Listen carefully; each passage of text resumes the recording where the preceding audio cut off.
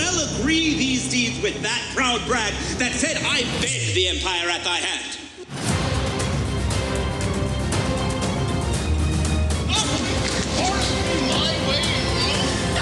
Fusion! Die! I will stop your mouth!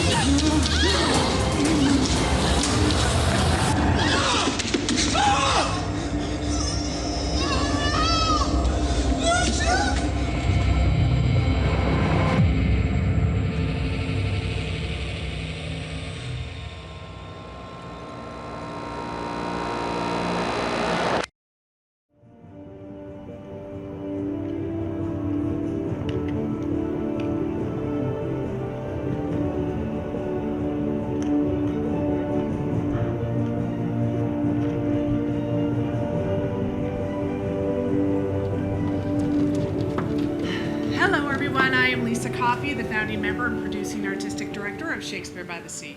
And I am Stephanie Coulter, and I'm the associate festival producer of Shakespeare by the Sea and the director of tonight's production. Then welcome to our 23rd season and tonight's performance of Titus Andronicus. We are ever so thankful to our festival sponsors who have allowed us to divert their funding to support our virtual project. Those sponsors would be the LA County Department of Arts and Culture, the Norris Foundation, as well as the LA City Department of Cultural Affairs. Shakespeare by the Sea remains admission-free, in part thanks to these sponsors. Yes, and we'd also like to give a big shout out to our individual donors, those big fish folks who have been sending in their donations. Thank you, thank you, thank you. I love getting mail. Now, COVID-19 has caused many challenges that we've all had to overcome that are all part of all of our everyday lives now, unfortunately. In order to make this happen, we had to put in place a lot of procedures. There are signs everywhere. We have temperature checks, health screenings, COVID testing, masking, and not the theater kind, not the good kind. And then, of course, AB5 happened this year, which turned everybody into employees. So everyone you see here tonight involved with the show is an employee of Shakespeare by the Sea, and we're so grateful for your contributions who have allowed us to keep artists employed. Yes, so now as you know, for the first time in 22 years, Shakespeare by the Sea canceled its summer season. It was absolutely heartbreaking, not only for me, but for everyone else that was involved. To have to dismantle and cancel the tour was just awful. It was very, very odd to be spending my summer at home, doing things that I don't normally do, especially when it's a typical summer for me is 12-week marathon of 12 to 14-hour days. I missed my fellow artists, and I missed seeing all of you. I missed catching up with you, getting hugs, and hearing about what you and your family have been up to since last year. So if you get a chance, send me an email. I'd love to hear from you. So Lisa came up with a plan. We would rehearse over Zoom for 3 weeks. We would then gather here in the parking lot at Little Fish with no audience, and we so wish you were here with us tonight. We met day before yesterday, so after our COVID testing, after all that was done, we met here. We staged this show in 5 hours. We had 2 run-throughs, and we are going to do it for you tonight. Yes, it's culminating in our opening and our closing night performance of Titus Andronicus, and we are so, so thankful to our sponsors who have, supported us and allowed us to do this. Now, normally, Lisa, we would be asking folks to visit our concession booth. Get your hot chocolate, get your blankets, get your sweatshirts, but we cannot do that. We can't do that. So what I'm asking you to do is go grab your favorite snacks, make sure they're close at hand, and then do check out the Shakespeare by the Sea shirts we're going to have available online for sale. And we do encourage you to make a contribution to either the Actors Fund or the SBTS General Fund, because all of these proceeds would keep us completely accessible to all and admission free. So thanks, you guys. We still can't do it without all of you. We hope you enjoy this evening's performance. Sit back and relax. Enjoy the show. We're going to do this, you guys. I know. Let's do it.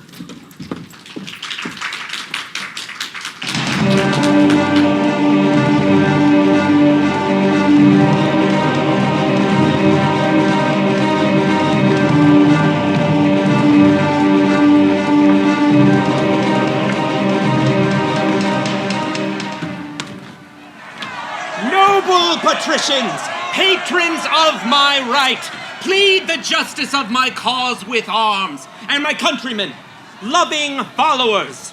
Plead my successive title with your swords. I am his firstborn son that last wore the imperial diadem of Rome. Then let my father's honors live in me, nor wrong mine age with this indignity.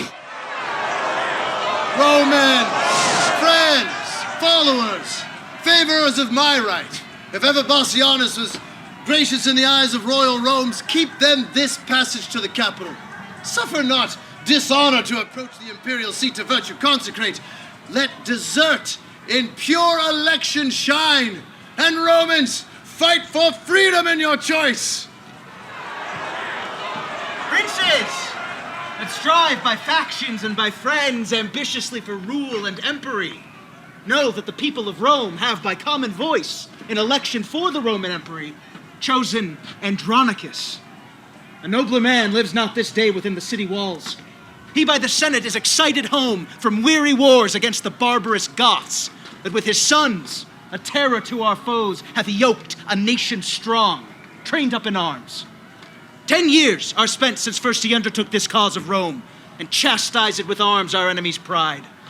5 times he hath returned bleeding to Rome, bearing his valiant sons in coffins from the field.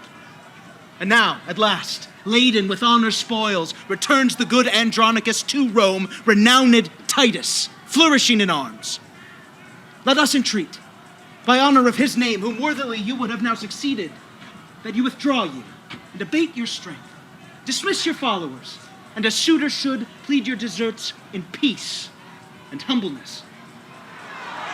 Marcus Andronicus, so I love and honor thee and thine, thy noble brother Titus and his sons, and her to whom my thoughts are humbled, all gracious Lavinia, that I will here dismiss my loving friends, and with my fortunes and the people's favor commit my cause in balance to be weighed. Friends that have been thus far forward in my right, I love you all and here dismiss you all, and to the love and favor of my country commit myself, my person, and the cause.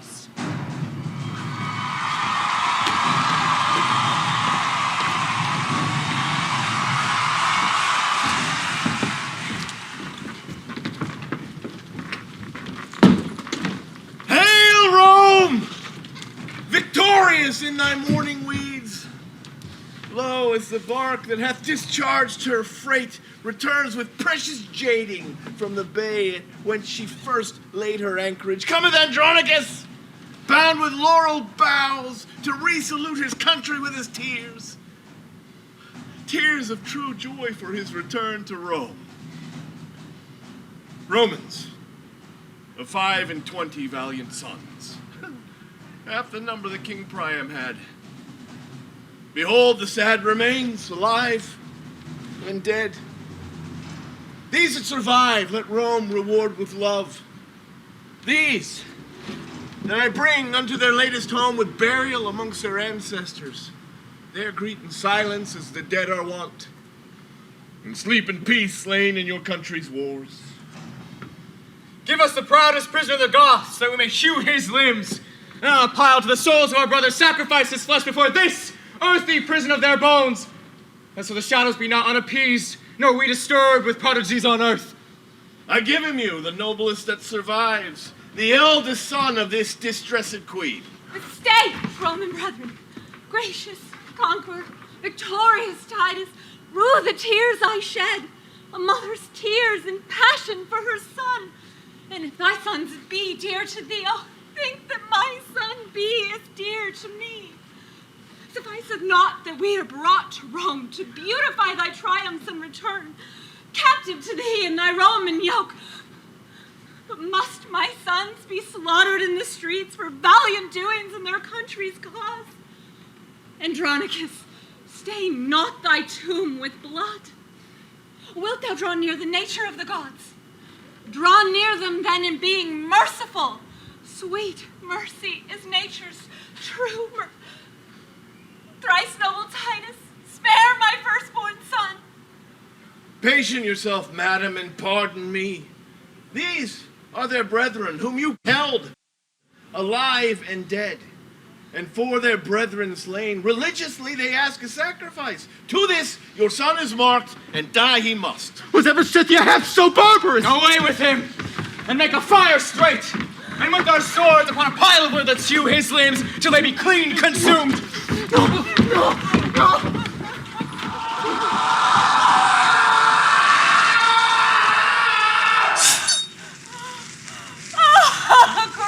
irreligious piety! Alarms go stress, and we survive to tremble under Titus' threatening looks.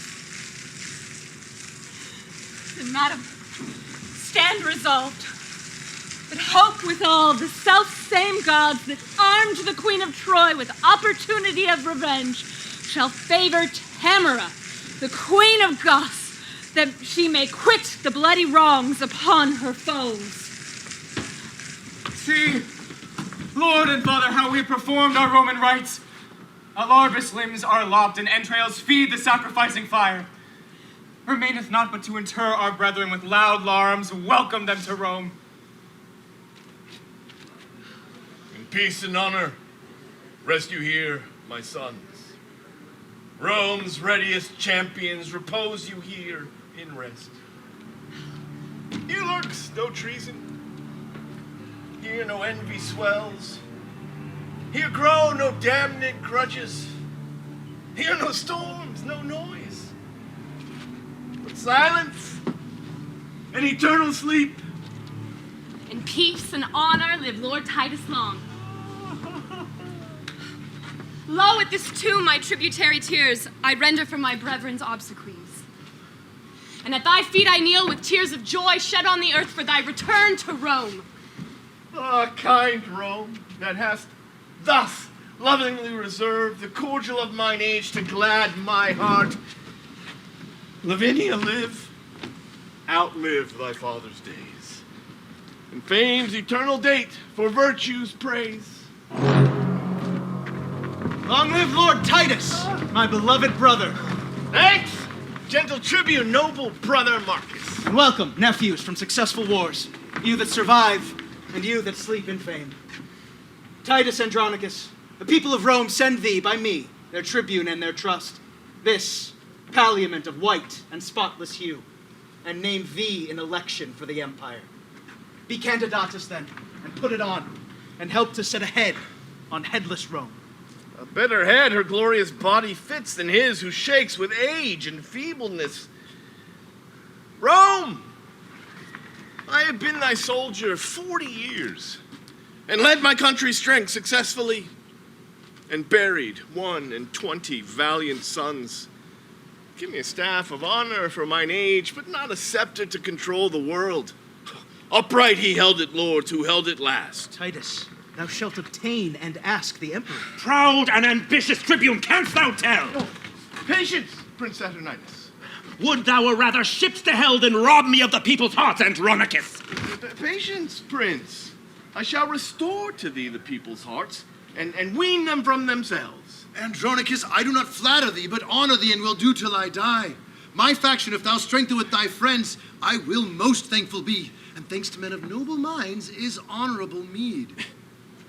People of Rome, and people's tribunes here, I ask your voices and your votes. Bestow them friendly on Andronicus. Thanks, tribunes. And this suit do I make,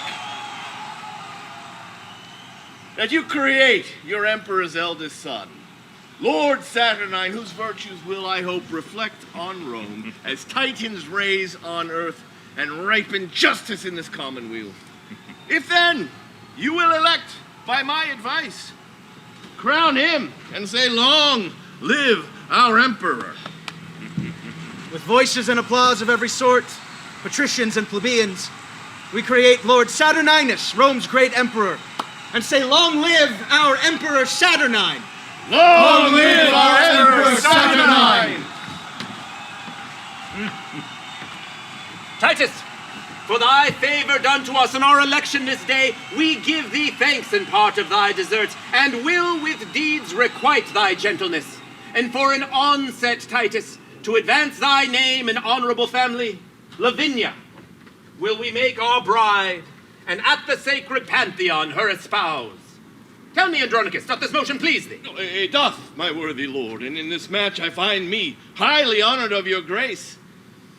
And here in the sight of Rome to Saturnine, the wide world's emperor, do I consecrate my sword, my chariot, and my prisoners. Presents well worthy Rome's imperial lord. Titus, receive them then. Father of my life, how proud I am of thee and of thy gifts. Rome shall record, and when I do forget the least of these, thy unspeakable deserts, Romans, forget your fealty to me. Now, madam, are you prisoner to an emperor? Goodly lady, trust me, and of the hue that I would choose were I to choose anew. Clear up, fair queen, that cloudy countenance, though chance of war hath wrought this change in cheer. Thou comest not to be made a scorn in Rome. Princely shall be thy usage every way. Rest on my word. He comforts you, can make you greater than the Queen of Goths. Lavinia, you are not displeased with this. Not I, my lord, since true nobility warrants these words and princely courtesy. Thanks, sweet Lavinia. Romans, let us go. Ransomless here, we set our prisoners free. Come, lords, proclaim our honor with trump and drum.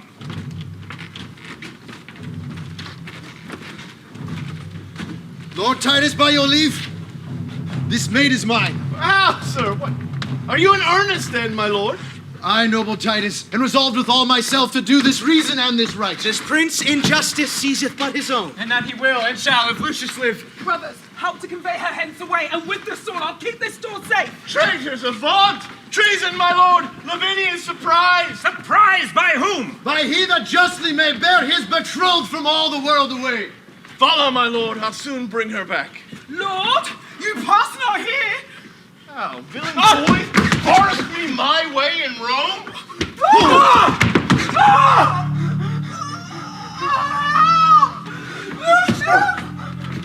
My lord, you are unjust and in wrongful quarrel. You have slain your son. Nor thou, nor he are any son of mine. My sons would never so dishonor me, traitor. Restore Lavinia to the emperor. Dead if you will, but not to be his wife. That is another's lawful promised love. No, Titus, no. The emperor needs her not. Nor thee, nor thine, nor any of thy stock. I'll trust by leisure him that mocks me once. Thee never, nor thy traitorous, haughty sons. Was there none else in Rome to make a stale but Saturnine? But full well agree these deeds with that proud brag that said, I begged the empire at thy hand. Oh, monstrous. What are these reproachful words? Go, Titus, go. Give that changing peace to him that flourished for her with his sword. Oh, a valiant son-in-law shalt thou have, one fit to bandy with thy lawless sons and ruffle the commonwealth of Rome. These words are razors to my wounded heart. And therefore, Tamara, queen of Goths, that like the stately Phoebe mongst her nymphs dost overshine the gallant'st dame of Rome. If thou be pleased with this my sudden choice, behold, Tamara, I choose thee for my bride, and will create thee empress of Rome. Speak, Queen of Goths, art thou pleased with this my choice? And here in sight of heaven, to Rome I swear, if Saturnine advance the Queen of Goths, she will a handmaid be to his desire, a loving nurse, a mother to his youth. Ascend, fair queen. Lords, accompany your noble emperor and his bride, sent by heaven to Prince Saturnine. Oh, Titus, see what thou hast done. In a bad quarrel slain a virtuous son. No, foolish tribune, no son of mine, nor thou, nor these confederates in the deed that had dishonored all our family. But let us give him burial as becomes. Give Mucius burial with his brethren. Traitors away. He rests not in this tomb. This monument 500 years has stood. Here none but soldiers and Rome's servitors repose in vain, none basely slain in brawls. Bury him where you can, he comes not here. My lord, this is impiety in you. My nephew Mucius' deeds do plead for him. He must be buried with his brethren. And shall, or him we will accompany. What, will you bury him in my despite? No, noble Titus, but entreat of thee to pardon Mucius and to bury him. Even thou, Marcus, has struck upon my crest, and with these boys mine honor thou hast wounded. My foes I do repute you, every one. So trouble me no more, but get you gone. He is not with himself. Let us withdraw. Not I. Till Mucius's bones be buried. Suffer thy brother Marcus to inter his noble nephew here in virtue's nest, that died in honor and Lavinia's cause. Thou art a Roman, be not barbarous. Let not young Mucius then, that was thy joy, be barred his entrance here. Rise, Marcus, rise. The dismalest day is this that e'er I saw, to be dishonored by my sons in Rome. Well, bury him, and bury me next!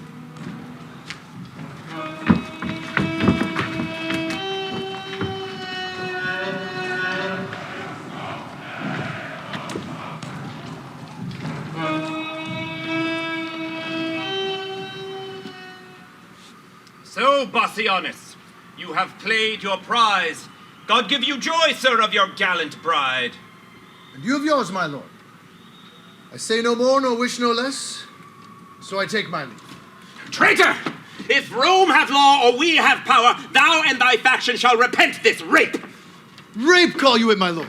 To seize my own, my truth beloved wife, and now my wife. Ah, 'tis good, sir, that you are short with us. If we live, we will be as sharp with you. My lord, what I have done as best I may, answer I must and shall do with my life. Only thus much do I give your grace to know. This noble gentleman, Lord Titus here, is in opinion and in honor wronged, that in the rescue of Lavinia with his own hand did slay his youngest son in zeal to you. Receive him then to favor, Saturnine. Prince Bassianus, leave to plead my deeds. 'Tis thou and those that have so dishonored me. Rome and righteous heavens be my judge, how I have loved and honored Saturnine. My worthy lord, if ever Tamara were gracious in those princely eyes of thine, sweet, pardon what is past. What, madam, be dishonored openly and put it up basely without revenge. On mine honor dare I undertake for good Lord Titus, innocence and all, whose fury, not dissembled, speaks his griefs. Therefore look graciously on him at my suit. Lose not so noble a friend on vain suppose, nor with sour looks afflict his gentle heart. Dissemble all your griefs and discontents. You are but newly planted in your throne. Lest then the people and patricians too, upon a just survey, take Titus' part, and so supplant you for ingratitude. Yield at entreats, and then let me alone. I'll find a day to massacre them all and make them know what 'tis to let a queen kneel in the street and beg for grace in vain. Come, come, sweet emperor. Come, Andronicus. Take up this good old man and cheer thy heart that dies in tempest of thy frown. Rise, Titus, rise. My empress hath prevailed. I thank your grace, and her, my lord. This day all quarrels die, Andronicus. For you, Prince Bassianus, I have passed my word and promise to the emperor that you will be more mild and tractable. And fear not, lords, and you, Lavinia, by my advice, all humbled on your knees, you shall ask pardon of his majesty. We do. And vow to heaven and to his highness that what we did was mildly as we might, tendering our sister's honor and our own. That on mine honor, here I do protest. Marcus, for thy sake and for thy brothers here and at my lovely Tamara's entreats, I do remit these young men's heinous fault. Come, stand up.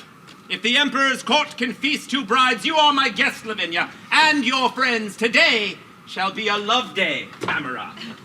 Tomorrow, and it please your majesty to hunt the panther in the hart with me. With horn and hound, we'll give your grace bonjour. Be it so, Andronicus, and gramercy too.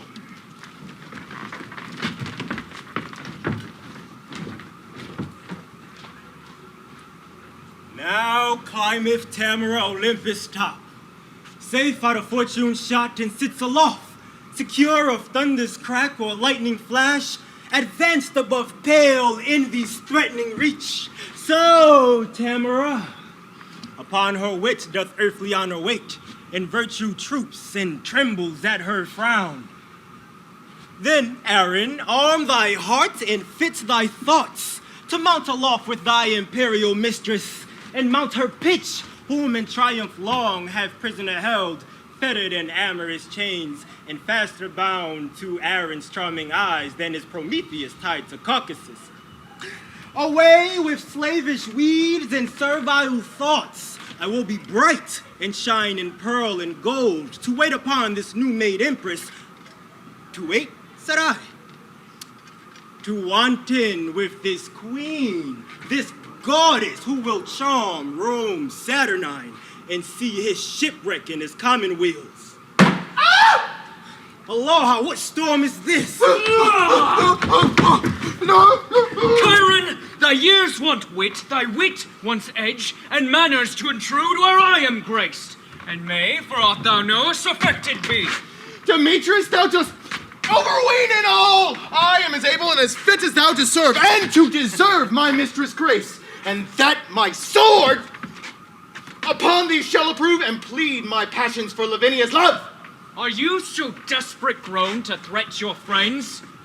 Go to! Have your lath glued within your sheet till you know better how to handle it. Meanwhile, sir, with the little skill I have, full well thou shalt perceive how much I dare. Aye, boy. Grow ye so brave? Why, how now, lords? So near the emperor's palace dare you draw and maintain such a quarrel openly? Full well I watch the ground of all this grudge. I would not for 1,000,000 of gold the cause were known to most it concerns, nor would your noble mother for much more be so dishonored in the courts of Rome. For shame, put up!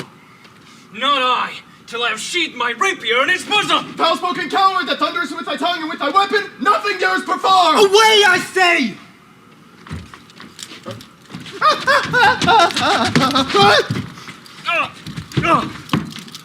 What? Is Lavinia then become so loose, or Bassianus so degenerate, that for her love such quarrels may be broached without controlment, justice, or revenge? I tell you, lords, beware. And should the empress know this discord's ground, the music should not please. I care not! I knew and she and all the world, I love Lavinia more than all the world! Youngling, learn to make some meaner choice. Lavinia is thine elder brother's hope. I tell you, lords, you do but plot your deaths by this device. Aaron, 1,000 deaths would I propose to achieve her whom I love! To achieve her how? She is a woman, therefore may be wooed. She is a woman, therefore may be won. Oh, she is Lavinia, therefore must be loved. Why, hast thou not full often struck a doe and borne her cleanly by the keeper's nose? Well, it seems some certain snatcher soul would serve your turns. Aye, so this turn were served. Aaron, thou hast hit it. What, you had hit it too? Then should we not be tired with this ado? Why, hark ye, lords. Would it offend you that both should speed? Faith, not me. Nor I. Were one. For shame, be friends and join for that you jar. 'Tis policy and stratagem must do that you affect, and so you must resolve. That what you cannot as you would achieve, you must perforce accomplish as you may. My lords, a solemn hunting is in hand. There will the lovely Roman ladies troop. The forest walks are wide and spacious, and many unfrequented plots there are plotted for villainy and rape. Single you thither, then this dainty doe, and strike her home by force, if not by words. The emperor's court is full of tongues and eyes and ears. The woods are ruthless, dreadful, deaf, and dull. There speak and strike, brave boys, and take your turns. There serve your lust, shadowed by heaven's eye. and revel in Lavinia's treasury.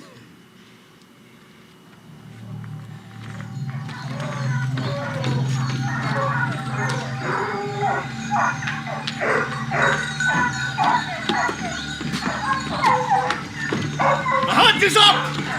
The morn is bright and gray, the fields are fragrant, the woods are green. Uncouple here and let us make a bay and wake the emperor and his lovely bride. And rouse the prince and ring a hunter's peal! I've been troubled in my sleep this night, but dawning day new comfort hath inspired. Many good morrows to your majesty. Madam, as many and as good to you. I promise your grace a hunter's peal. And you have rung it lustily, my lord. Somewhat too early for new married ladies, eh? Lavinia, how say you? I say no. I have been broad awake 2 hours and more. Come then, chariots and horse let us have, and to our sport, eh?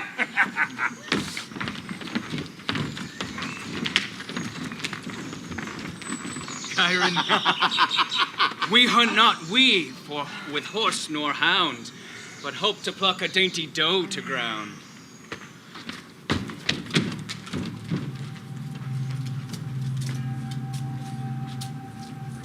He that had wits would think that I had none, to bury so much gold under a tree and never after to inherit it. Let him that thinks of me so abjectly know that this gold must coin a stratagem, which, cunningly effected, will beget a very excellent piece of villainy. My lovely Aaron, wherefore look'st thou sad, when everything doth make a gleeful boast? The birds chant melody on every bush, the snake lies rolled in the cheerful sun. Aaron, let us sit, and curtained with a counsel-keeping cave, we may each wreathed in the other's arms, possess a golden slumber. Madam, though Venus govern your desires, Saturn is dominator over mine. Blood and revenge are hammering in my head. This is the day of doom for Bassianus. His Philomel must lose her tongue today. Thy sons make pillage of her chastity and wash their hands in Bassianus' blood. Seest thou this letter? Take it up, I pray thee, and give the king this fatal plotted scroll. Oh, my sweet Moor, sweeter to me than life. Oh, no more, great empress. Bassianus comes. Be cross with him, and now fetch thy sons to back thy quarrels, whatsoever they may be. Who have we here? Rome's royal empress unfurnished of her well-beseeming troop. Or is it Diane, habited like her, who hath abandoned her holy groves to see the general hunting in this forest? Saucy controller of our private steps, had I the power that some say Diane had, thy temples would be planted presently with horns, as was Actaeon's, and the hounds would drive upon thy new transformed limbs, unmannerly intruder as thou art. Under your patience, gentle empress. 'Tis thought you have a goodly gift in horning, and to be doubted that your Moor and you are singled forth to try experiments. Believe me, queen, your swarth Cimmerian doth make your honor of his body's hue. Why are you sequestered from all your train and wandered hither to an obscure plot, accompanied but with a barbarous Moor, if foul desire had not conducted you? And being intercepted in your sport, great reason that my noble lord be rated for sauciness. I pray you let us hence. The king, my brother, shall have note of this. I, for these slips, have made him noted long. Good king, to be so mightily abused. Why have I patience to endure all this? How now, dear sovereign, and our gracious mother? Why doth your highness look so pale and wan? Have you not reason, think you, to look so pale? These two have ticed me hither to this place, and showed me this abhorred pit. And no sooner had they brought me here that they told me this hellish tale, that 1,000 fiends, 1,000 hissing snakes should make such fearful and confused cries as any mortal body hearing it should straight fall mad or else die suddenly. And then they told me they would bind me here and lead me to this miserable death. And had you not by wondrous fortune come, this vengeance on me had they executed. Revenge it, as you love your mother's life, or else henceforth be ye not called my children. This is a witness that I am thy son. And this for me! Struck home to show my strength! Come, son of Ramus! Nay! Barbarous Tamara, for no name fits thy nature but thy own. Witness my poniard. You shall know, boys, your mother's hand shall right your mother's wrong. Stay, madam! Here is more belongs to her. That minion stood upon her chastity, her nuptial vow, her loyalty. And shall she carry this unto her grave? And if she do, I would I were an eunuch. Drag hence her husband to some secret hole, and make his dead trunk pillow to our lust. But when ye have the honey ye desire, let not this wasp outlive us both to sting. I promise you, madam, we will make that sure. Come, madam. Now, perforce, we will enjoy that nice, preserved honesty of yours. Tamara, thou bearest a woman's face! I will not hear her speak. Away with her! Sweet lords, entreat her, hear me but a word. Listen, fair madam. Let it be your glory to see her tears. But be your heart to them as unrelenting flint to drops of rain. When did the tiger's young ones teach the dam? Oh, do not learn her wrath she taught at thee. Oh, yet every mother breeds not sons alike. Do thou, entreater, show a woman's pity. What? Wouldst thou have me prove myself a bastard? It is true. A raven doth not hatch a lark. Yet have I heard. How could I find it now? The lion, moved with pity, did endure to have his princely paws pared all the way. Some say the ravens foster forlorn children, the whilst their own birds famish in their nests. Oh, be to me, though thy hard heart say no, nothing so kind, but something pitiful. I know not what this means. Away with her. Oh, then let me teach thee for my father's sake, who gave thee life, when well he might have slain thee.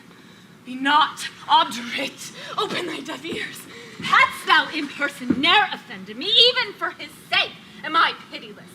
Remember, boys, I poured forth tears in vain to save your brother from the sacrifice.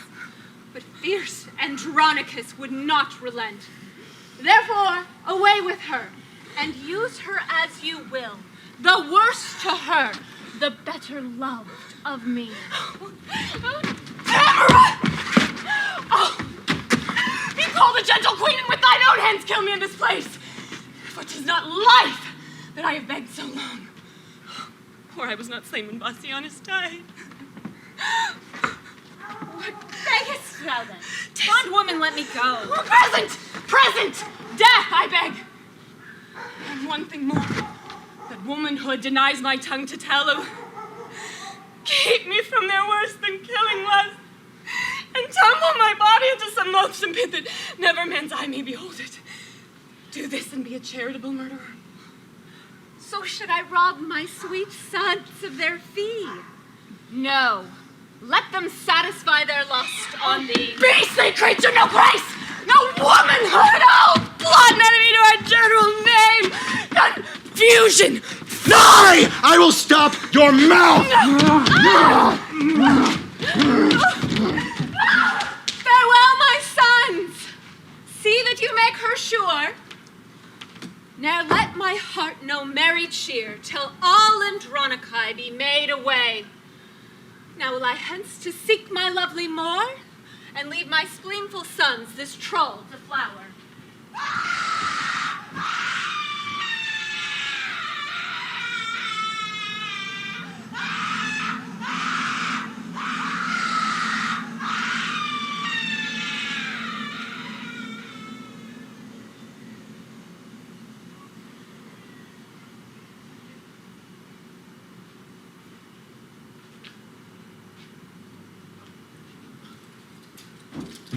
Come on, my lords, the better foot before. Straight will I bring you to where I espied the panther fast asleep. Oh, hold Ellen, thou runnest too fast! Oh, my sight is very dull, whate'er it bodes. Oh, mine too, I promise you. 'Twere not for shame. Well could I sit here and sleep a while. Ah! What? Art thou fallen? What subtle hole is this? A fatal place, it seems to me. Speak, brother. Hast thou hurt thee with the fall? Oh, brother! With the most dismal subject hurt that ever I with sight made horn lament! Now will I fetch the king to find them here, that he thereby may give a likely guess how to these were they that made away his brother. Why dost thou comfort me and help me out of this blood-drinking pit? Aaron is gone. I am surprised by an uncouth fear. A chilling run o'er my trembling joints. My heart suspects more than mine eye can see. Lord Bassianus lies in brood here, all in a heap, like to a slaughtered lamb in this foul, detested, blood-drinking pit. If it be dark, how dost thou know 'tis he? Upon his bloody finger he doth wear a precious ring that lightens all the whole, like some taper into some monument that does shine on the dead man's earthy cheeks and shows the ragged entrails of the pit. Oh, brother, help me with thy fainting hand. Fear has made thee faint like being had out of this foul, detested receptacle. Reach me thy hand, that I might help thee out of this deep pit, poor Bassianus' grave. I have no strength to pluck thee to the brink. Nor I strength to climb without thy help. Thy hand, once more. I will not loose again till thou art here with me, or I below. Thou canst not come to me, I come to thee! Along with me, I'll see what hole is here. Say, what art thou that lately didst descend into this gaping hollow of the earth? The unhappy sons of old Andronicus, brought hither at this unlucky hour to find your brother Bassianus dead! My brother? Dead? I know thou dost but jest. He and his lady are at the lodge. 'Tis not an hour since I left them there. We know not where you left him alive, but out, alas, here we have found him dead! Where is my lord the king? Here, Tamara, though killed with the killing grief. Where is thy brother Bassianus? Aye, now to the very bottom dost thou search my wound. Poor Bassianus here lies murdered. Then all too late I bring this fatal writ, the complot of this timeless tragedy. And if we fail to meet him, sweet huntsman, Bassianus 'tis we mean, do thou so much as dig the grave for him. Thou knowest our meaning. Look for thy reward among the nettles at the elder tree which o'ershades that same pit where we agreed to bury Bassianus. Do this and purchase us thy lasting friend. Oh, Tamara, didst ever heard the like? This the pit, this the elder tree. Oh, my gracious lord, here is the bag of gold. 2 of thy whelps, fell curs of bloody kind, have here bereft my brother of his life. Some draw them from the pit and bring them to the prison. There let them bide till I have devised some never before heard of torturing pain. Thy emperor, upon my feeble knee, let me beg this boon, with tears not often shed, that this fell fault of my accursed sons, accursed if the fault be found in If them. it be found in them, you say it is apparent. Tamara, who found this letter? Was it you? Andronicus himself did take it up. I did. My lord, yet let me be their bail. No, thou shalt not bail them. Some draw the murdered body out, other the murderer. See you follow us. Andronicus, I will entreat the king. Fear not thy sons. They shall do well enough. Come, Lucius, come. Stay not to talk with them.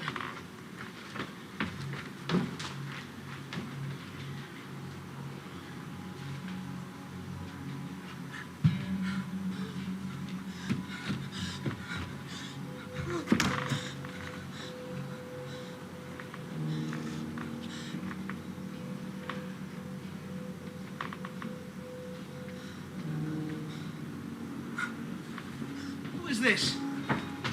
My niece that flies away so fast. Cousin, a word. Where is your husband? If I do dream, would all my wealth would wake me. If I do wake, some planet strike me down that I may slumber in eternal sleep. Speak, gentle niece. What stern, ungentle hands have lopped and hewed and made thy body bare of her 2 branches? Those sweet ornaments, those circling shadows kings have sought to sleep in, and might not gain so great a happiness as half thy love. Why dost not speak to me? But sure, some Tereus hath deflowered thee. Unless thou shouldst detect him, cut thy tongue. But notwithstanding all this loss of blood, yet do thy cheeks look red as Titan's face. Shall I speak for thee? Shall I say 'tis so? But I knew thy heart, and knew the beast that I might rail at him to ease my mind. Sorrow concealed like an oven stop doth burn the heart to cinders where it is. Oh, had the monster seen those lily hands tremble like aspen leaves upon a lute, and make the silken strings delight to kiss them, he would not then have touched them for his life. Or had he heard the heavenly harmony which that sweet tongue hath made, he would have dropped his knife and fell asleep like Cerberus at the Thracian poet's feet. Come, let us go and make thy father blind, for such a sight will blind a father's eye. 1 hour's storm will drown the fragrant meds. What will hold months of tears thy father's eyes? Do not draw back, for we will mourn with thee. Oh, could our mourning ease thy misery?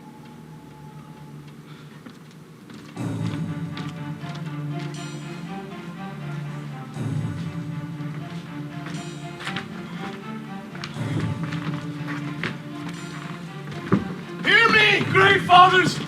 Noble tribunes, stay! For pity of mine age, whose youth was spent in dangerous wars, whilst you securely slept. For all my blood in Rome's great quarrel shed, for all the frosty nights that I have watched, and for these bitter tears which you now see filling the aged wrinkles of my cheeks, be pitiful on my condemned sons, whose souls are not corrupted as 'tis thought.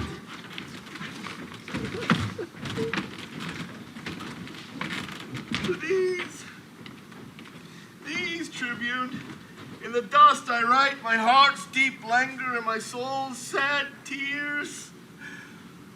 Oh, let my tears stench the earth's dry appetite. My son's sweet blood will make it shame and blush.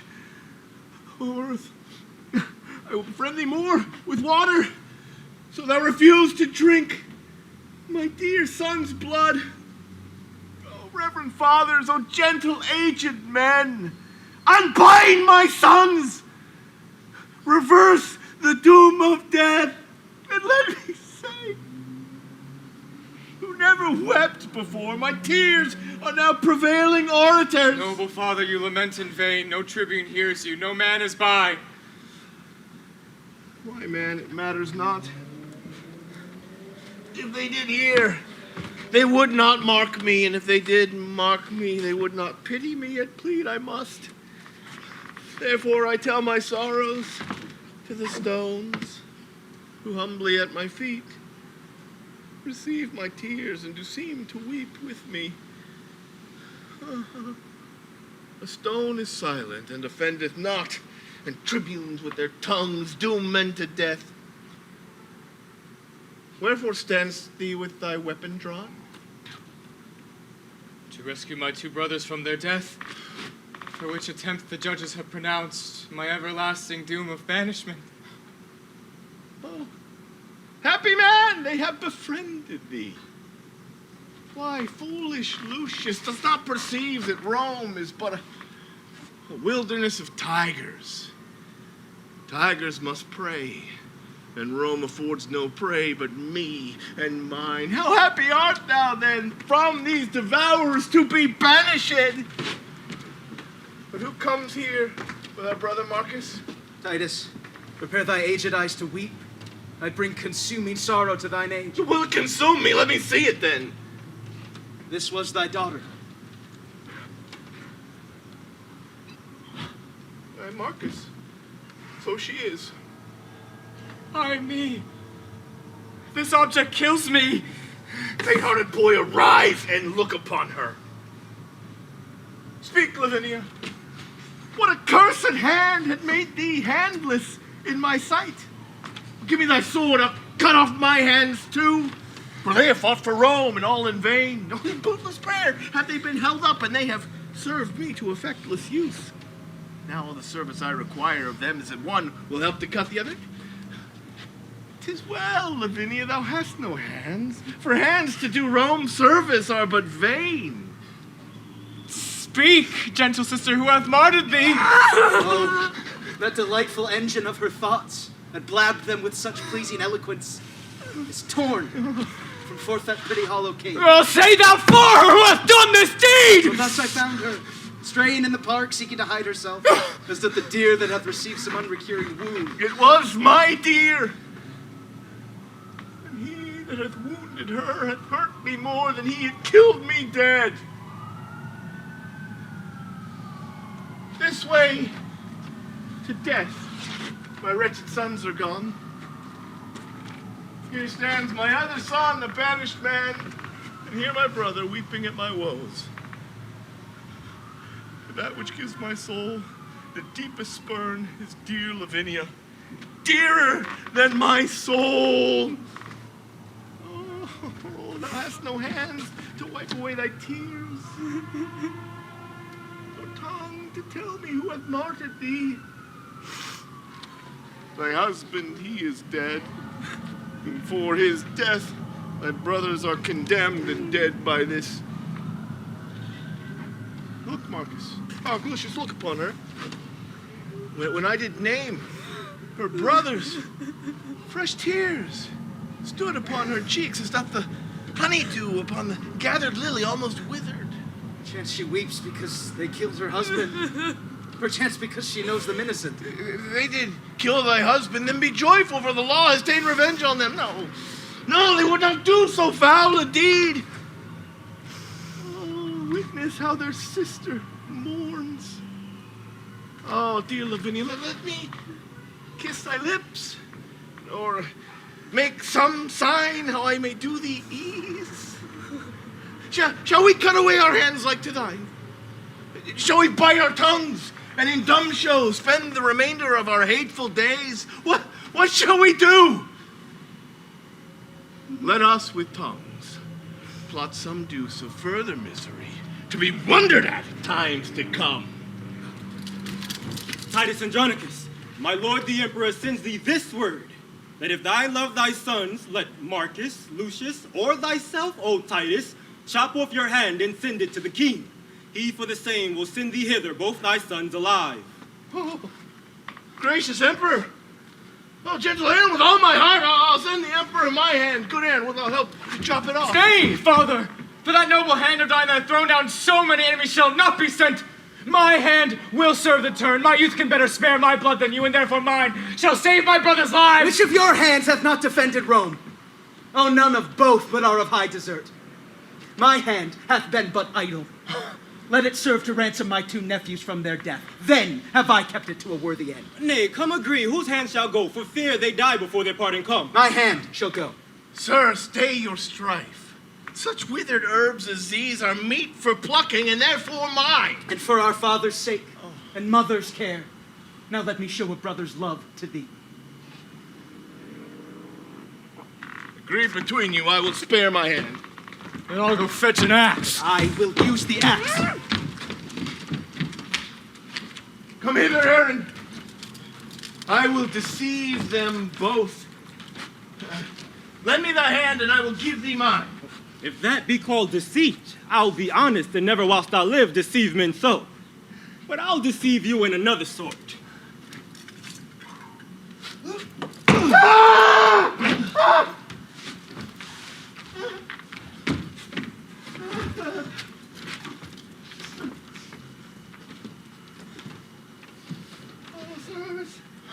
Strive no more. What shall be is dispatched.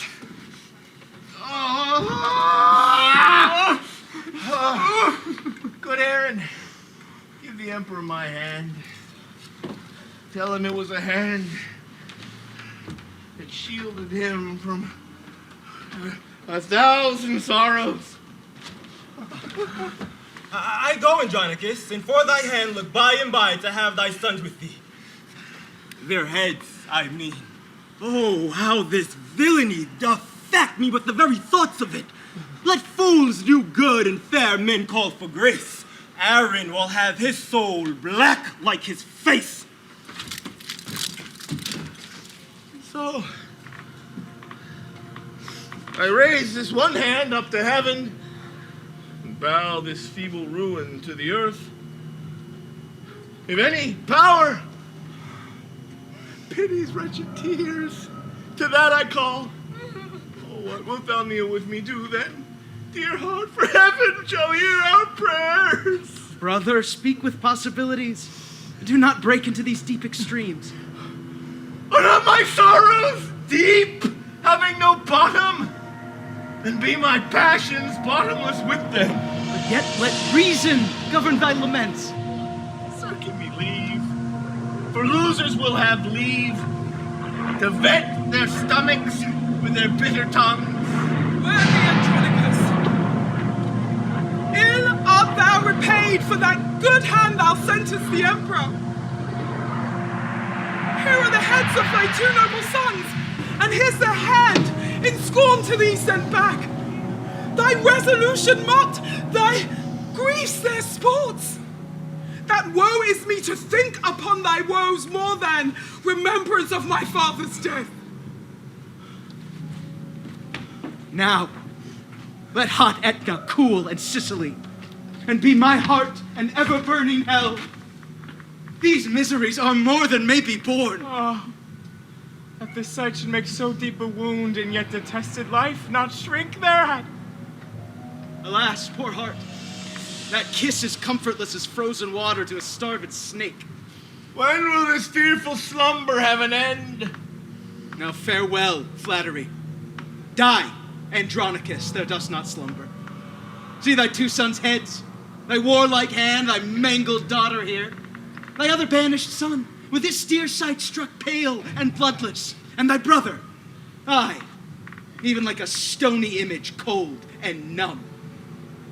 Ah, now no more will I control thy griefs. Rend off thy hair, thy other hand gnawing with thy teeth, and be this dismal sight the closing up of our most wretched eyes. Now is a time to storm. Why art thou still? Why, for I have no more tears to shed. Besides, this sorrow is an enemy, and would usurp upon my watery eyes and blind me with tributary tears. Then which way shall I find revenge's cave?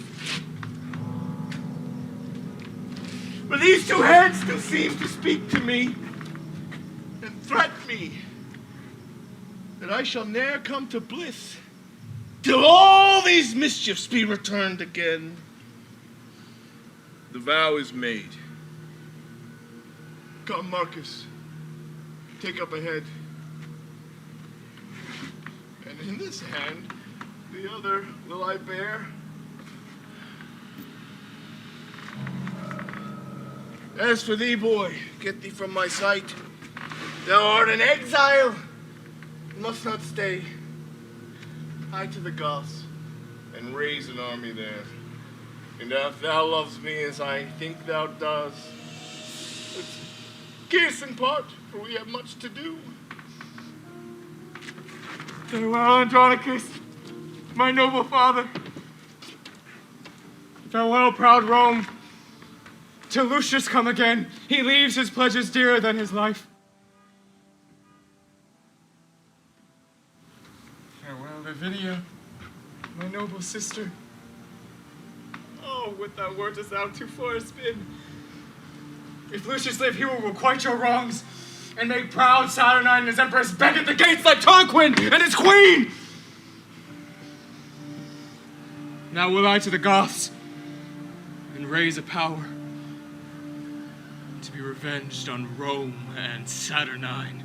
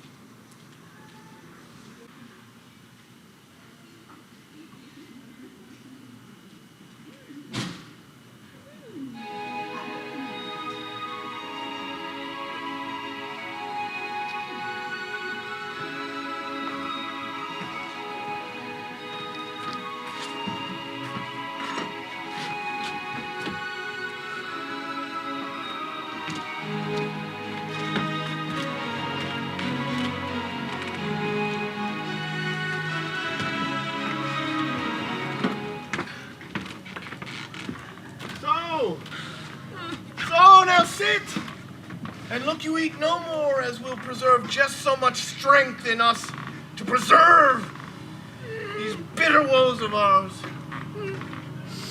Oh, thou map of woe, that thus dost talk in signs. When thy heart beats with outrageous beating, thou canst not strike it thus to make it still. Wound it with sighing, girl. Kill it with groans. Or get some little knife between thy teeth, and just against thy heart see thou make a hole, that all the tears that thy poor eyes let fall may run into that sink, and soaking in, drown the lamenting fool in sea salt tears. Fie, brother, fie.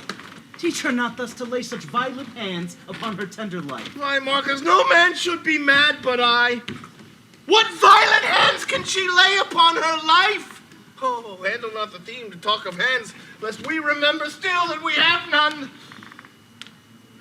Fie, how frantically do I frame my talk, as if we could forget we had no hands if Marcus did not name the word of hands. Come, fall to, gentle girl, eat this. Oh, here is no drink. Hark, Marcus, what she says. I can interpret all her martyred signs. She says she will drink no drink, but tears. Speechless complainer, I will learn to know thy thoughts. Thou shalt not sigh, nor hold thy stumps to heaven, nor weep, nor nod, nor kneel, nor make a sign, but I of these will wrest an alphabet and learn to know thy meaning. What dost thou strike at, Marcus, with thy knife? At that I have killed my lord a fly. Out upon thee, murderer! Thou kill'st my heart! A deed of death on the innocent becomes not. Titus, brother, get thee from my sight. I see thou art not for my company. Alas, my lord, I have but killed a fly. But how has that fly had a father or a mother? Poor innocent fly, that with his pretty buzzing melody came here to make us merry, and you have killed him! Pardon me, sir. It was a black, ill-favored fly, like to the Empress Moore. Therefore I killed him. Oh, then pardon me for reprehending thee, for thou hast done a charitable deed. Give me thy knife, I will insult upon him, as if it were the Moor, come hither purposely to poison me. There, that's for thee, and that's for Tamara. Sirrah, I think we're not brought so low, but that between us we can kill a fly. Alas, poor man. Grief is so wrought on him, he takes false shadows for true substances. Now, Lavinia. Marcus, what means this? Some book there is. Junius, what book is that? Grandsire, 'tis Ovid's Metamorphosis. My mother gave it to me. Mark how busily she abuses the pages. What, Lavinia? Shall I read?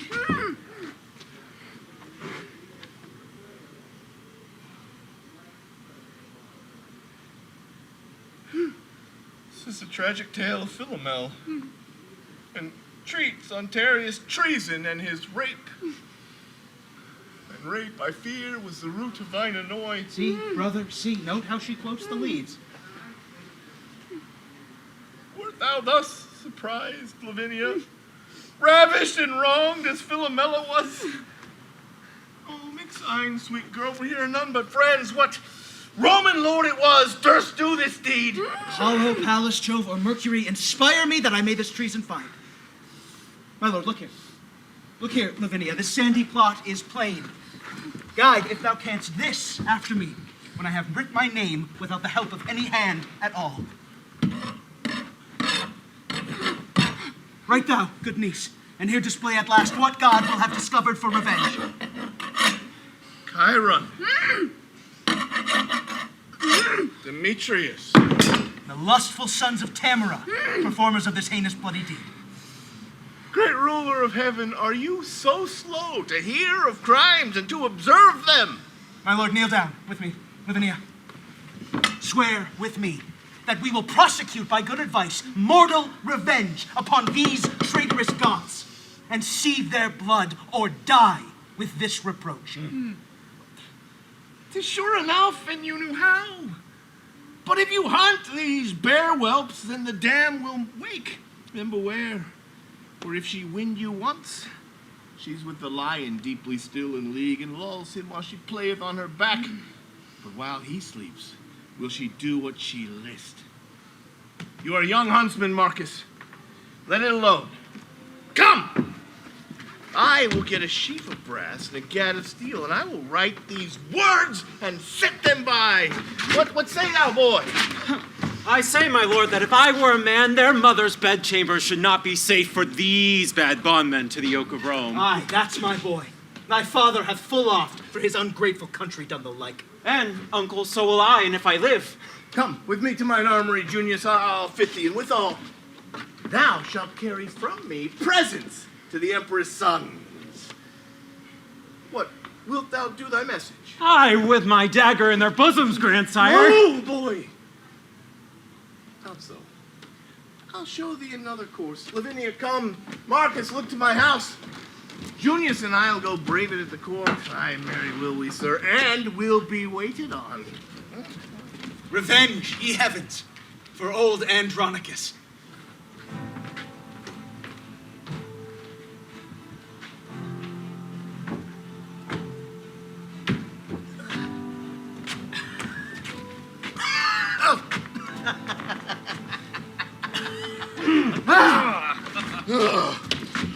Oh, Demetrius! Here's the son of Lucius. He hath some message to deliver us? Aye, some mad message from his mad grandfather. My lords, I greet your honors from Andronicus. Gramercy, lovely Junius. What's the news? You are deciphered. That's the news for villains marked with rape. May it please you, my grandsire, well advised, hath sent by me the goodliest weapons of his armory to gratify your lordships, the hope of Rome, and with his gifts present that whenever you have need, you may be armed and appointed well. And so I leave you both, like bloody villains. What's here? A scroll, and written round about. Let's see. The man who is of pure life and free from crime needs not the bows and arrows of the Moor. Oh, 'tis a verse in Horace. I know it well. I read it in the grammar long ago. Verse in Horace, right you have it. Now what a thing it is to be an ass! There's no sour jest. The old man has found their guilt and sends them weapons wrapped about with lines that wound beyond the feeling to the quick. And now, young lords, was not a happy star that led us to Rome, strangers, and more than so, captives to be advanced to this height? Oh, but me, more good, to see so great a lord basely insinuate and send us gifts. Had he not reason, Lord Demetrius? Did you not use his daughter very friendly? I would we had 1,000 Roman dames at such a pay, by turn to serve our lusts. There lacks but for your mother to say amen. And that she would for 20,000 more. Come, let us go and pray to all the gods for our gracious mother and her pains. Pray to the devils the gods had given us over. Why do the emperor's trumpets flourish thus? Belike for joy, the emperor hath a son! Soft! Who comes here? Good morrow, lords. Oh, tell me, have you seen Aaron the Moor? Here Aaron is, and what's with Aaron now? Oh, gentle Aaron, we are all undone. Now help, or woe betide thee evermore. Why, what a caterwauling dost thou keep? And what dost thou rap and fumble in thine arms? Our empress shame and stately Rome's disgrace. She is delivered, Lord. She is delivered. To who? I mean, she is brought to bed. Oh, well, God give her good rest. What have he sent her? A devil. Why, then she is a devil's dam, a joyful issue. A joyless, dismal, black, and sorrowful issue. Here is a babe, as loathsome as a toad. The empress sends it thee, thy stamp, thy seal, and bids thy christen it with thy dagger's point. It's black so base a hue. Sweet blouse, you are a beauteous blossom, sure. Villain! What hast thou done? That which thou canst not undo. Thou hast undone our mother! Villain, I have done thy mother. It shall not live! It shall not die. Aaron, it must. The mother wills it so. What must it, nurse? Then let no man but I do execution on my flesh and blood. I'll broach the tadpole on my rapier point. Nurse, give it me. My sword shall soon dispatch. And sooner this sword shall plow thy bowels up. Stay, murderous villains. Will you kill your brother? He dies upon my scimitar's sharp point that touches my firstborn son and heir. I tell you, younglings, not the god of war himself shall seize this prey out of his father's hands. What ye sanguine, shallow-hearted boys! Ye white-limed walls, ye alehouse-painted signs! Coal black is better than another hue because it scorns to bear another hue. For all the water in the ocean could never turn a swan's black legs to white, although she laved them hourly in the flood. Go to the empress from me. Tell her I am of age to keep mine own. Excuse it however she can. Wouldst thou betray thy noble mistress thus? My mistress is my mistress, this myself, the picture and the vigor of my youth. This from all the world will I keep safe, or some of you shall smoke for it in Rome. By this, our mother is forever shamed. Rome will never forgive this foul escape. The emperor in his rage will doom her death. I blush to think of this ignominy. Well, there's the privilege thy beauty bears. Fie, treacherous hue, that will betray with blushing the close enacts and counsels of the heart. Here is a young lad framed of another leer. He is your brother, lords, sensibly fed of that self-blood that first gave life to you. And from that womb where you imprisoned were, he is enfranchised and come to light. Aaron, what shall I say unto the empress? Advise thee, Aaron, what is to be done, and we shall all subscribe to thy advice. Then sit we down and let us all consult. My son and I will have the window view. Keep there, and I'll talk at pleasure of your safety.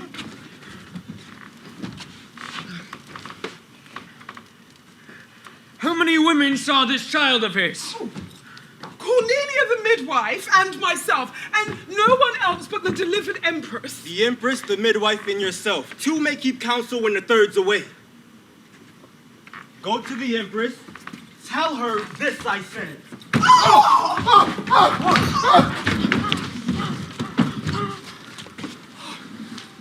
What meanest thou, Aaron? Wherefore didst thou this? O Lord, 'tis a deed of policy. Shall she live to betray this guilt of ours? And now be it known to you my full intent. Not far one fellow lives, my countryman. His wife but yesternight was brought to bed. His child is like to her, fair as you are. Go pack with him and give the mother gold, and tell them both the circumstance of all, and how by this thereby their child shall be advanced, and be received as the emperor's heir, and substituted in the place of mine. And let the emperor dandle him as his own. Why, hark ye, lords, you see I have given her physic. And now you must bestow her funeral. The woods are near, and you are gallant grooms. This done, see that it takes no longer days, but bring the midwife presently to me, the midwife and the nurse well made away, and let the ladies tattle what they please. Aaron, I see thou wilt not trust the heir with secrets. For this care of Tamra, Herself and hers are highly bound to thee. Now to the Goths, as swift as swallow flies, there to dispose this treasure in mine arms. I'll bear you hence. I'll make you feed on berries and on roots, and feed on curds and whey, and suck the goat, and cabin in a cave, and bring you up to be a warrior and command a camp.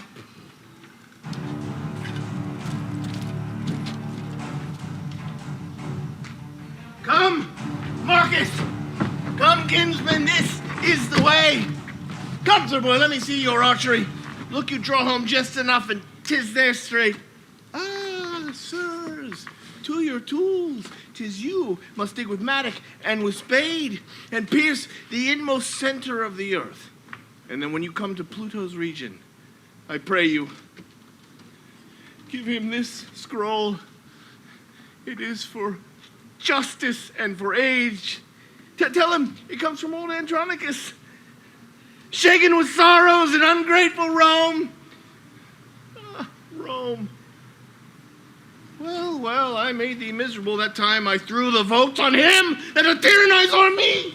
Is not this a heavy case? It highly us concerns by day and night to attend him carefully, till time to get some careful remedy. Ah, sirs, have you returned? Is Pluto coming? He is not, my lord. But Pluto sends you word, if you will have revenge from hell, you shall. Mary for justice is so employed, he thinks, with Jove in heaven or somewhere else, so that perforce you must needs stay a while. He does me wrong to feed me with delays, and since there's no justice on earth nor in hell, we shall solicit the heavens. Come to this gear. You are a good archer, Marcus. There, that's to Jupiter, and that's to Apollo. This is to Mars. That's for me. Here, boy.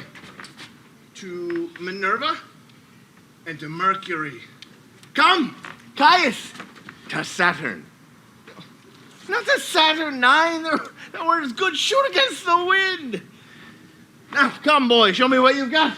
Marcus, draw when I bid you. Junius, shoot all your shafts into the court. We will afflict the emperor in his pride.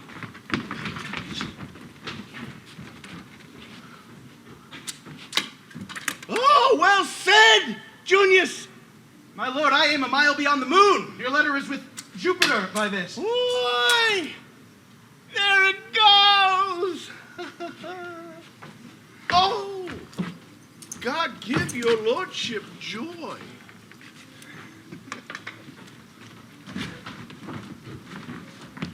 Why, lords, what wrongs are these?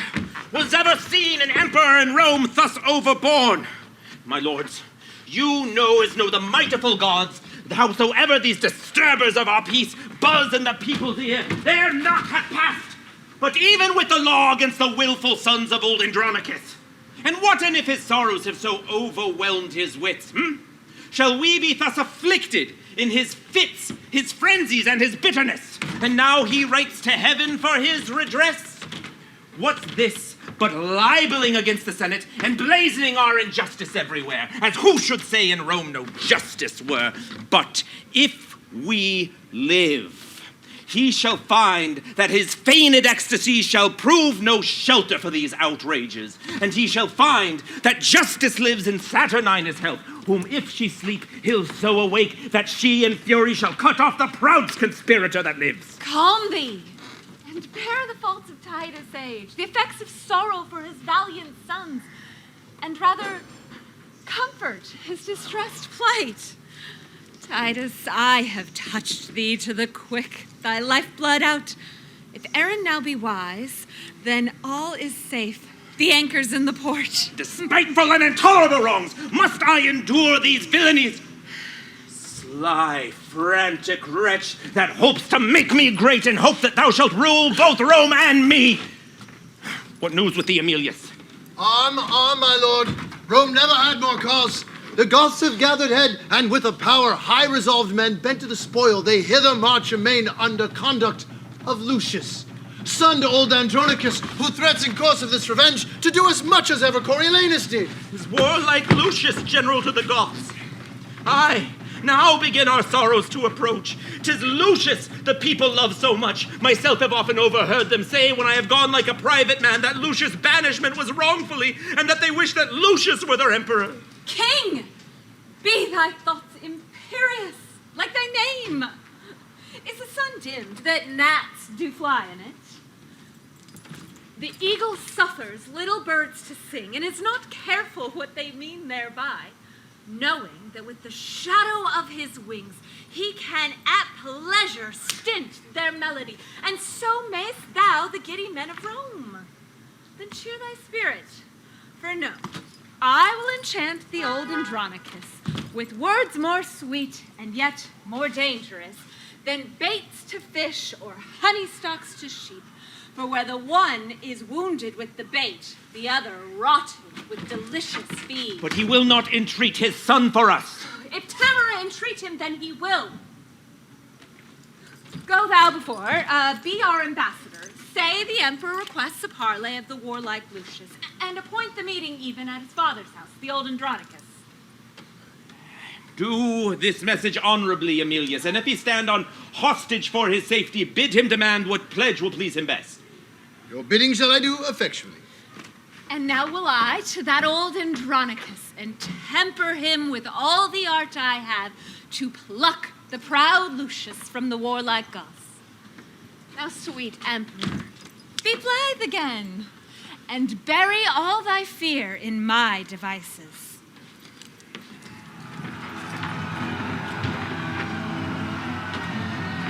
Approved warriors and my faithful friends, I have received letters from great Rome which signify the hate they bear their emperor and how desirous of our sight they are. Therefore, great lords, be, as your titles witness, imperious and impatient of your wrongs, and wherein Rome hath done you any scathe, let him make treble satisfaction. Brave slip, sprung from the great Andronicus, whose high exploits and honorable deeds in grateful Rome requite with foul contempt. Embolden us. We'll follow where thou leads, and be avenged on cursed Tamara. I humbly thank him, and I thank you all. Renowned Lucius, from our troops I strayed to gaze upon a ruinous monastery. And as I did earnestly fix mine eye upon the wasted building, I suddenly heard a child cry underneath a wall. I made unto the noise when I soon heard the crying babe controlled with this discourse. Peace, little slave, peace. Half me, half thy dam. Did not thy hue belie whose brat thou art? Villain, thou couldst have been an emperor. Peace, villain, peace, even thus he rates the babe. For I must bear thee to a trusty Goth, who, when he know thou art the empress babe, will hold thee dearly for thy mother's sake. With this, my weapon drawn, I rushed upon him, surprised him suddenly, and brought him hither, to use as you think needful of the man. O worthy Goth, this is the incarnate devil that robbed Andronicus of his good hand. This is the pearl that pleased your empress eye. And here's the base fruit of his burning lust. Why dost not speak? What? Deaf? Not a word? A halter, soldiers, hang him on a tree, and by his side is fruit of bastardy. Touch not the boy, he is of royal blood. Too like the sire for ever being good. First hang the child, that he may see it sprawl. A sight to vex a father's soul withal. Lucius, save the child! And bear it from me to the empress. If thou do this, I'll show thee wondrous things that highly may advantage thee to hear. If thou wilt not, befall what may befall, I'll speak no more, but vengeance wrought you all! Say on. And if it please me which thou speaks, thy child shall live, and I will see it nourished. And if it please thee, why, assure thee, Lucius, 'twill vex thy soul to hear what I shall speak. For I must talk of murders, rapes, massacres, acts of black night, abominable deeds, complots of mischief, treason, villainy. And And all this shall be buried by my death, unless thy swear to me my child shall live. I swear to thee it will. First know thou, I begot him on the Empress. Oh, most insatiate and luxurious woman. 'Twas her 2 sons that murdered Bassianus. They cut thy sister's tongue and ravished her. They cut her hands and trimmed her as thou sawest. Oh, detestable villain, callest thou that trimming? Well, she was washed and cut and trimmed, and 'twas trim sport for them that had the doing of it. Barbarous, beastly villains, like thyself. Indeed, I was the tutor to instruct them. That bloody mind I think they learned of me. Well, let my deed be witness of my worth. I trained thy brethren to that guileful hole where the dead corpse of Bassianus lay. I wrote thy letter that thy father found and hid the gold within the letter mentioned. I played the cheater in thy father's hand when for his hand he had his 2 sons' heads. Beheld his tears and laughed so heartedly that both mine eyes were rainy like to his. And when I told the Empress of this sport, she swooned almost at my pleasing tale, and for my tidings gave me 20 kisses. Art thou not sorry for these heinous deeds? Aye, that I had not done 1,000 more!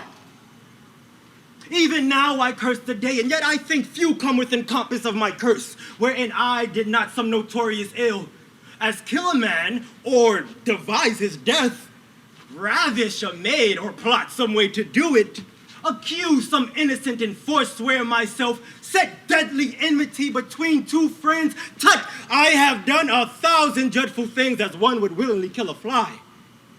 And nothing grieves me heartily indeed, but that I cannot do 10,000 more. Bring down the devil. For he must not die so sweet a death as hanging presently. If there be devils where I were a devil to live and burn in everlasting life, so might I have your company in hell, but to torment you with my bitter tongue. Sir, stop his mouth and let him speak no more. Welcome, Emilius. What's the news from Rome? Rome's royal emperor greets you all by me, for he understands that you are in arms. He craves a parley at your father's house, willing you to demand your hostages, and they shall be immediately delivered. Emilius, let the emperor give his pledges unto my father and my uncle Marcus, and we will come. March away.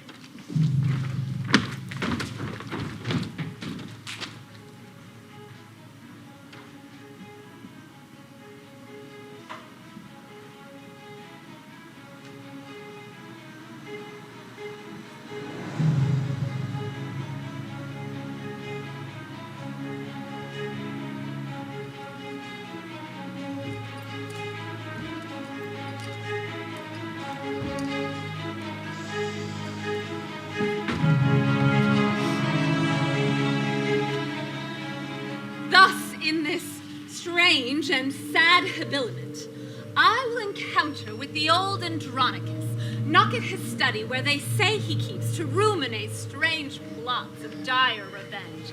Tell him revenge is come to join with him and work confusion on his enemies.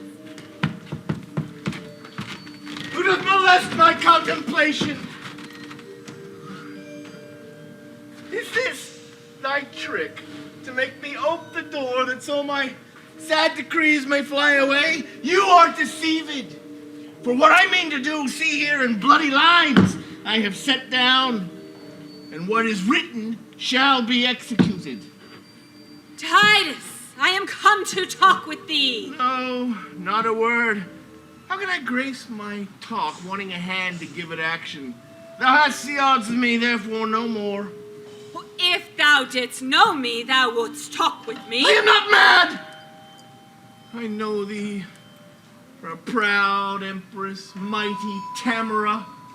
Is not thy coming from my other hand? No, thou sad man, I am not Tamara. She is thy enemy, and I thy friend. I am Revenge, sent from the infernal kingdom to ease the gnawing vulture of thy mind by working wreakful vengeance on thy foes. Come up and welcome me to this world's light. Confer with me of murder and of death.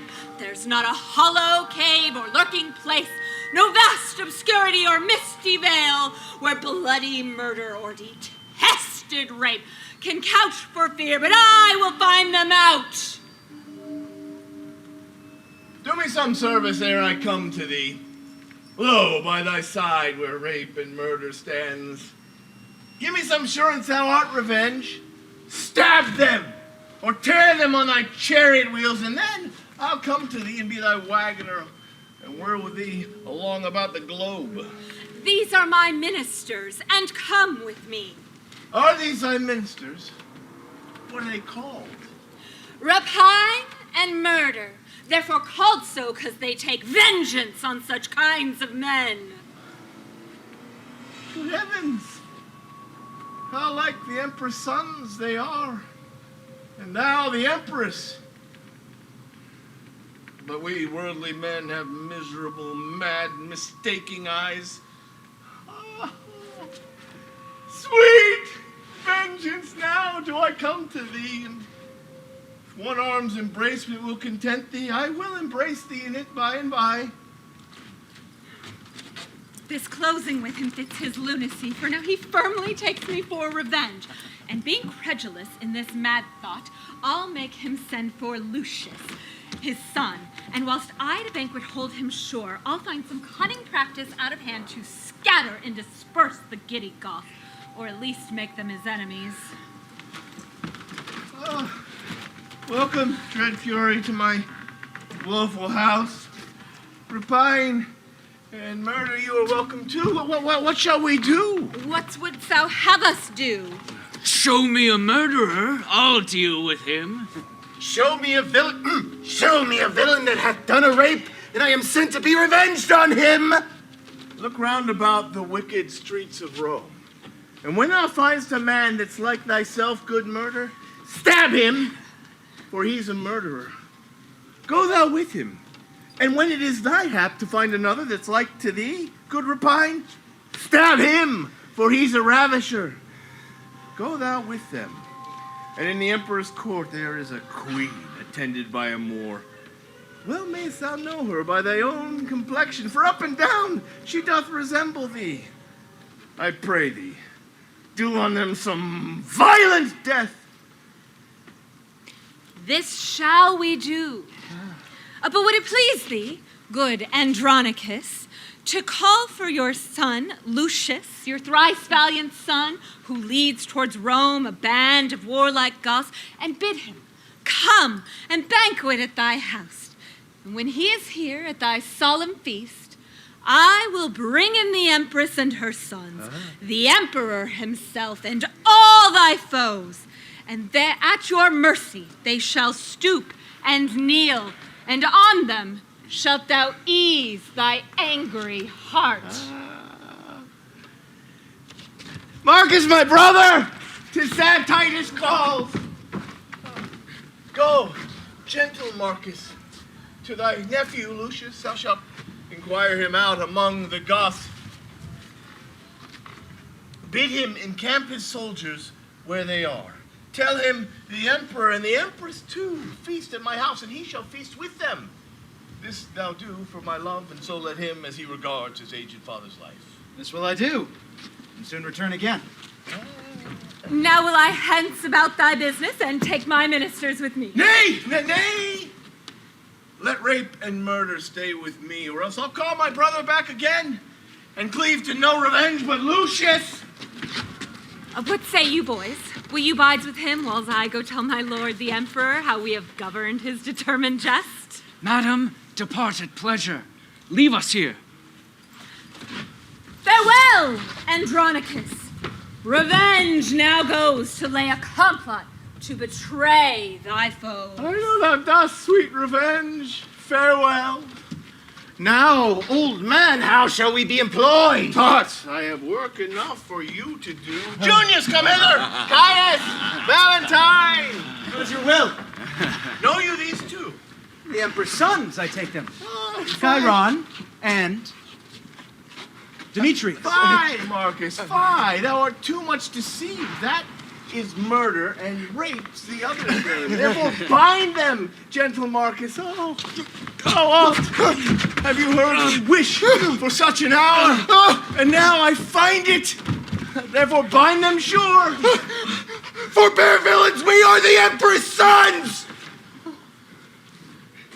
Come, Lavinia. Look, thy foes are bound. Oh, villains, Chiron and Demetrius. Here stands the spring that you have stained with mud. You killed her husband, and for that vile fault, 2 of her brothers were condemned to death. My hand cut off and made a merry jest, both her hands, her tongue, and that more dear than hands or tongue, her spotless chastity. Inhuman traitors, you constrained and forced.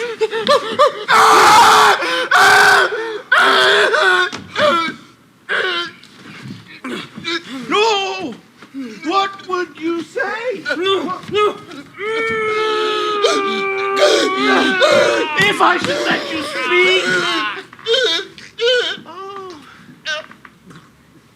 For shame, villains. You could not beg for grace. Hark, wretches, how I mean to martyr thee. Thou knowest thy mother feasts with me tonight and calls herself revenge and thinks me mad. I'll grind your bones to dust, and with your blood and it, I'll make a paste and make 2 pasties of your shameful heads. Bid that strumpet, your unhallowed dam, like to the earth, swallow her own increase, and this is the feast that she shall banquet on. Come, bring them along. I'll cook. And see all ready against their mother come.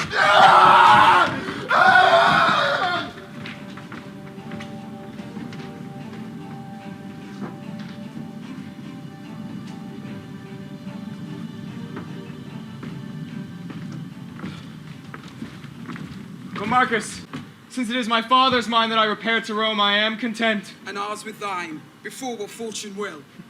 Good uncle, take you in this barbarous Moor, this ravenous tiger, this accursed devil. Let him receive no sustenance, fetter him, and see the ambush of our friends be strong. I fear the Emperor means no good to us. Some devil whisper curses in mine ear, and prompt me that my tongue may utter forth the venomous malice of my swelling heart. Away, inhuman dog, unhallowed villain! Sirs, help our uncle convey him in. The trumpets show the Emperor is at hand. What? Hath the firmament more sons than one? What boots it thee to call thyself a son? Rome's emperor and nephew break the quarrel.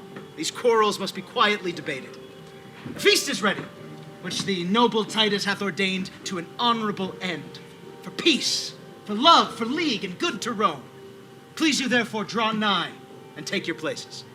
Marcus, we will.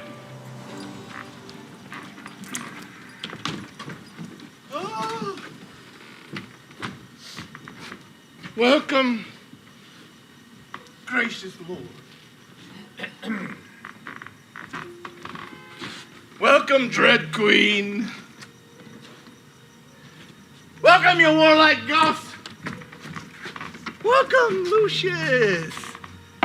Though the cheer be poor, 'twill fill your stomachs. Pray you, eat of it. Why art thou thus attired, Andronicus? Because I would be sure to make all well for your majesty and your empress. We are beholding to you, good Andronicus. Oh, and if your highness knew my heart, you were. My lord the emperor, resolve me this. Was it well done for Virginius to slay his only daughter with his good right hand because he had been constrained and deflowered? It was Andronicus. Your reason, mighty lord. Well, she should not survive her shame. and keep his sorrows still alive. A reason mighty and good. For me, most wretched to perform the like.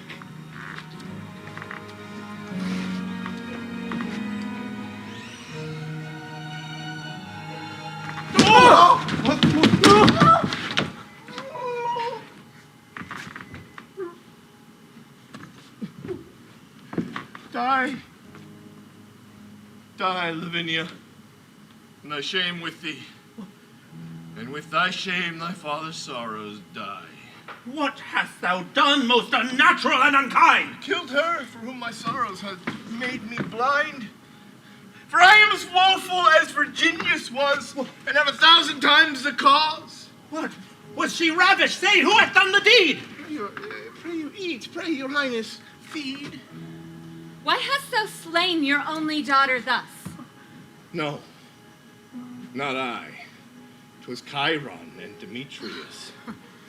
They ravished her. They cut her hands and tongue, and 'twas they that did her all this wrong. Bring them to us presently. Oh, why they? There they are, baked in their mother's pie, whereof she daintily hath fed this flesh that she herself hath bred. No, 'tis true. 'Tis true. Witness my knife's sharp point. Die frantic wretch for this unnatural deed! In the son's eye behold his father bleed. No! There's meat for me, death for a deadly deed!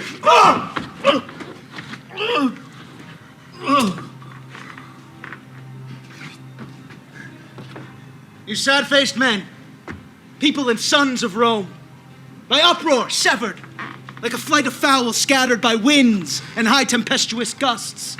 Oh, let me show you how to knit again this scattered corn into one mutual sheath. Lest Rome herself be bane unto herself, and she whom mighty kingdoms curtsy to, like a forlorn and desperate castaway, do shameful execution on herself. But if my grave witnesses of true experience cannot induce you to attend my words, speak, Rome's dear friend.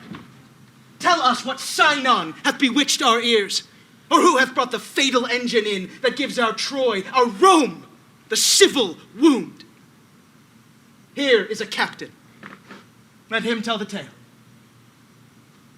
Then, noble auditory, be it known to you, that cursed Chiron and Demetrius were they that murdered our emperor's brother, and they it were that ravished our sister.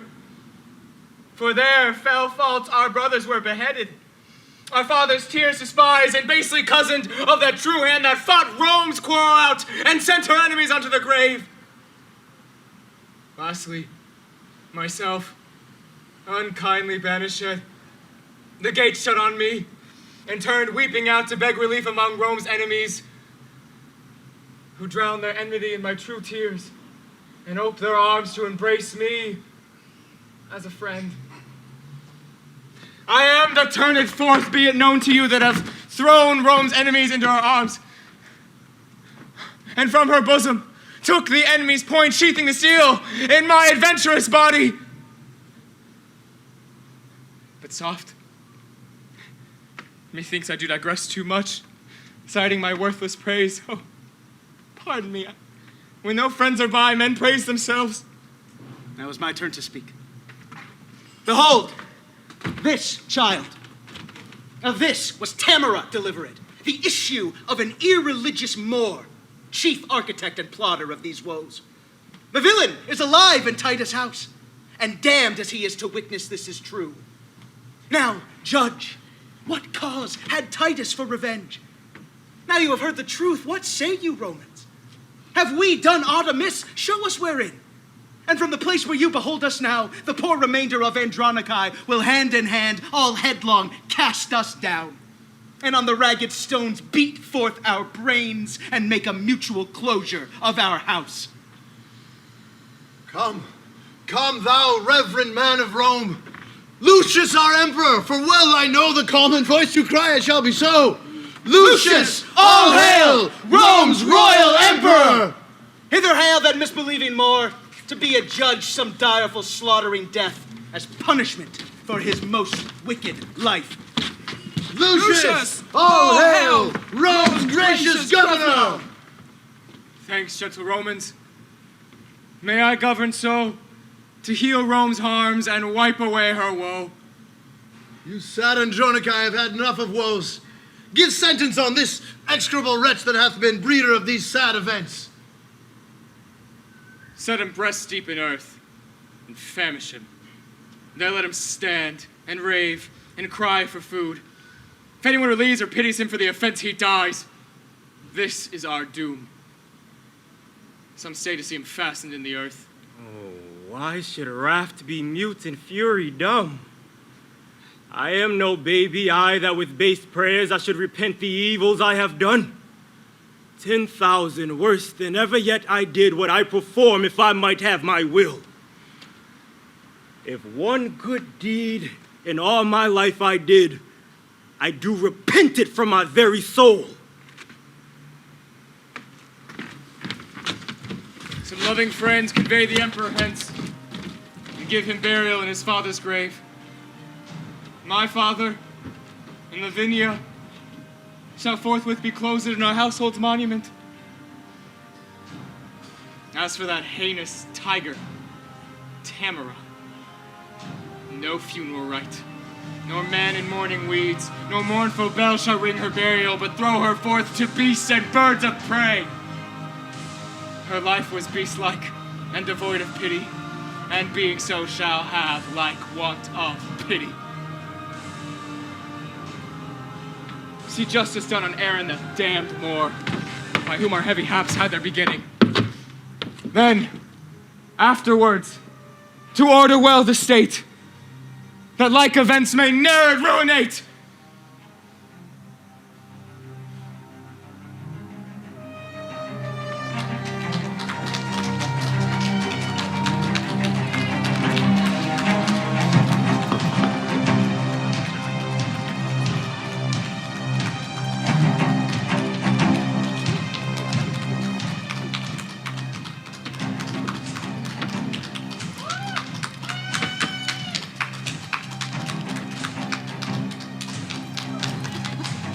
Ladies and gentlemen, Miss Lisa Coffee!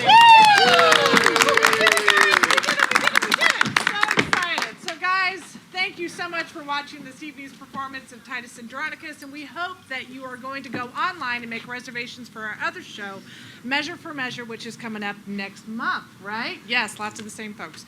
So you know we wouldn't be able to present these productions without the absolutely fabulous folks you see here on stage with me this evening, the Shakespeare by the Sea actors. I know, they've got lots of passion, dedication, and commitment, and in addition to your virtual applause, we ask that you go online right now and donate to the Actors Fund and show your appreciation to the actors. Let's see, other than that, guys, we ask that you tell your friends about the always free Shakespeare by the Sea! Thanks for watching, good night. Woo!